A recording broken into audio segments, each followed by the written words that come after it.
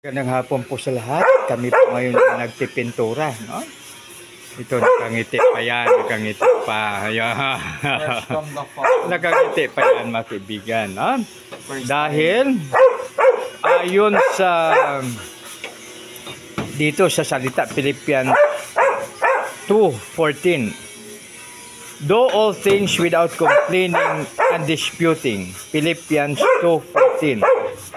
Ito po mga kaibigan, ang aming verse of the day.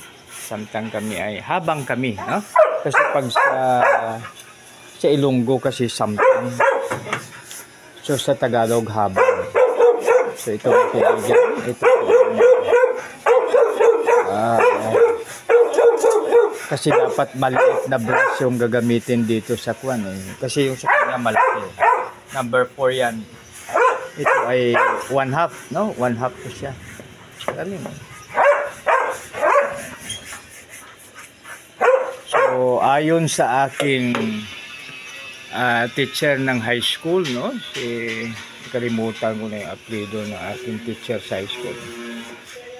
Bago magpintura, linisin daw muna. Tama naman. Kasi sabi niya, pag hindi mo linisin yan, hindi siya kakapit yung kwan. Yung pintura, no? Si Sir Lanisya. Yung ano ko sa high school teacher. Sir Lanisya, no? Sa industrial art. Galing na teacher yun. Magaling siya. Daming alam yun.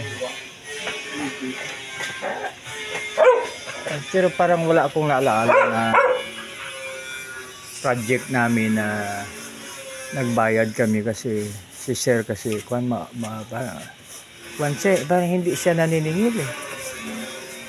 Project namin kasi alam niya na kami ay siyempre mga estudyante kami ng province. Hindi siya naniningil talaga.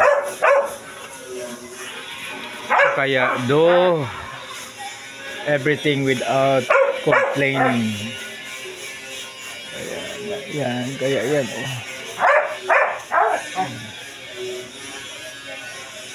Ayan. Kaya bago magkuhan talaga,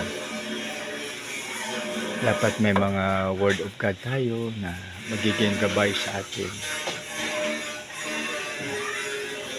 Para sa ating trabaho, masaya talaga tayo. So, kasi dapat lahat na kuhan tayo masaya.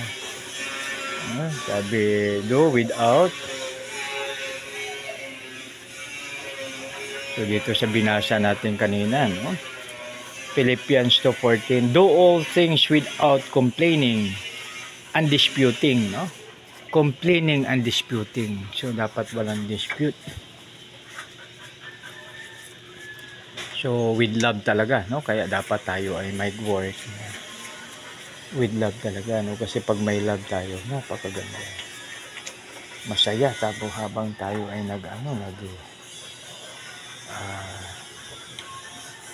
habang po tayo ay nagtatabaho, no? So kami ay pintura dito muna sa indoor dahil medyo makulimlim, no?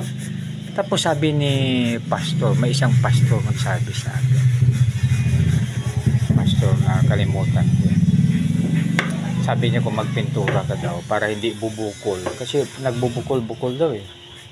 Dapat walang ulan talaga, yung parang hindi makulimlim. So yan ay mga law of nature. Kasi pag halimbawa makulimlim naman, so siyempre mahirap. So yan po mga kaibigan, no? Yung sa kuha natin, no?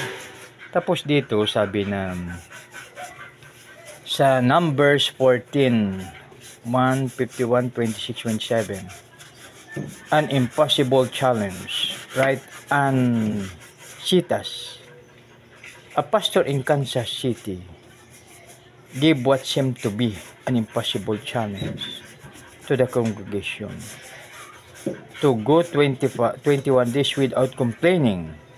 The amount of time some say it takes to develop a new habit. Special bracelets were distributed to participants. So reminder to live complaint-free lives. A movement was started and millions of bracelets have been distributed all over the world. Well, grabe, no? So, yeah, no? The biblical principle, do all things without complaining and disputing. Philippians 2:14. So, mga kaibigan, ganun po, no? Pag tayo ay nagtatrabaho, so, do it with love talaga, no? Without complaining, without disputing, kasi na mahirap pag may mga dispute. So, kaya yung aking kasama rito na nagtatrabaho, napaka-kwan talaga. Yan. So, yan, no? Tapos nagkakapi kami para lalong love na love ang trabaho. So, mga kaibigan, tandaan po natin, no? Sabi ni Pastor Loses po pala, pag kasi makulimlim po ngayon pag magpintura daw po tayo na makulimlim, medyo hindi effective. Pero pag sa indoor siya, walang problema. Kasi ito indoor yung aming ginagawa. At saka mga kaibigan, bago na pong pintura, water-based siya, no? Isang maganda, mapagpala, mapagbiyaya at makadiyos po na hapon sa bawat isa. God bless us all.